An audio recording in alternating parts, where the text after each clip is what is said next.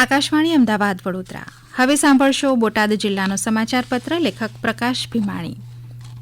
બોટાદ જિલ્લામાં મોટાભાગના વિસ્તારોમાં ધરતીપુત્રોએ વાવણી કરી દીધી છે અને હાલ ચોમાસાના પ્રથમ સાર્વત્રિક વરસાદની આતુરતાથી રાહ જોવાઈ રહી છે.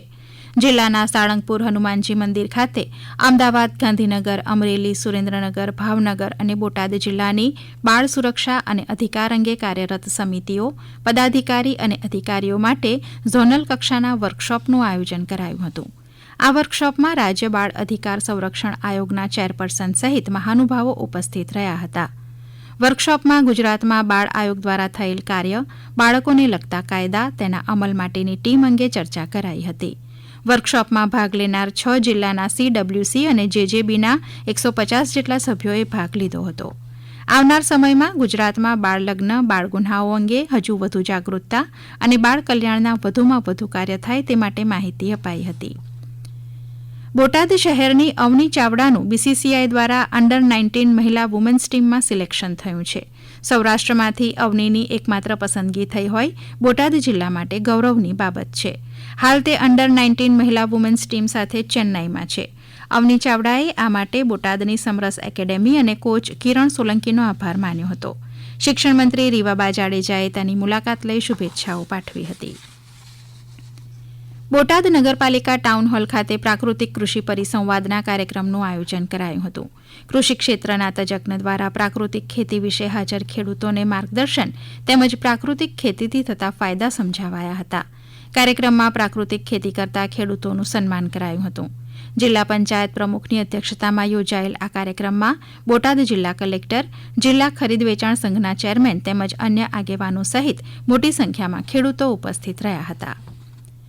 સમગ્ર વિશ્વમાં 12મા આંતરરાષ્ટ્રીય યોગ દિવસની ઉજવણી કરવામાં આવી રહી છે, જેના ભાગરૂપે રમતગમત, યુવા અને સાંસ્કૃતિક પ્રવૃત્તિઓ વિભાગ તથા જિલ્લા વહીવટીતંત્ર બોટાદના સંયુક્ત ઉપક્રમે બોટાદ જિલ્લા પંચાયતના પ્રમુખની અધ્યક્ષતામાં તથા જિલ્લા કલેક્ટર હર્ષદ વોરાની વિશેષ ઉપસ્થિતિમાં સરકારી હાઈસ્કૂલ ખાતે જિલ્લા કક્ષાની ભવ્ય ઉજવણી યોજાઈ હતી.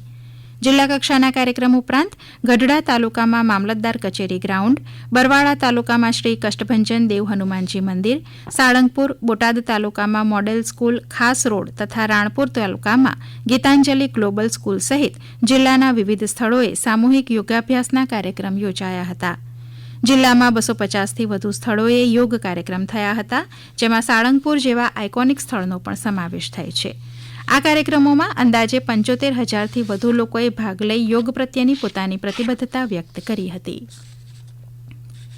બોટાદ પ્રભારી મંત્રી તથા પ્રાથમિક, માધ્યમિક અને પ્રૌઢ શિક્ષણ રાજ્યમંત્રી રીવાબા જાડેજાની અધ્યક્ષતામાં જૂના માર્કેટિંગ યાર્ડ ખાતે યોજાયેલી જનકલ્યાણ શિબિરમાં વિવિધ વિભાગોની લોક કલ્યાણકારી યોજનાઓ અંગે માર્ગદર્શન આપવામાં આવ્યું હતું, તેમજ પાત્ર લાભાર્થીઓને સ્થળ પર જ યોજનાકીય લાભો અર્પણ કરાયા હતા.